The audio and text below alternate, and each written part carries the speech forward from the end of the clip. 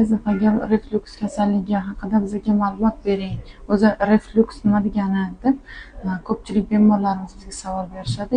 Yana birovlarning savoli, refluksni zarari nima?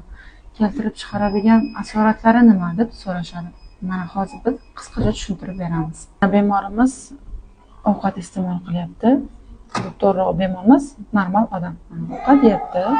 Qizilo'ngach va oshqozondan o'tadigan qism kardial sfinkter. Ovqat o'tdi oshqozonga. Oshqozonda hazm bo'la boshladi. Kardial sfinkter to'laligicha germetik yopilishi kerak. Bu normada.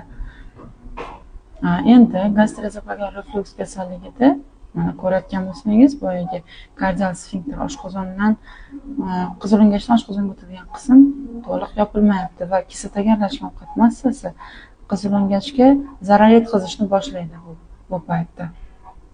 Mana o'sha qizarishni, tuxum tus olishni boshlaydi. Bunaqangi paytda bemorga jig'ildon qaynashi kabi belgilar yuzaga keladi. Ya'ni ko'krak sohasiga og'riqlar beradi va mana ezofagit, ya'ni refluks ezofagit, gastroezofagal refluks kasalligi keladi va qizilo'ngach torayishiga, strukturalarga sabab bo'lishi mumkin bu narsa.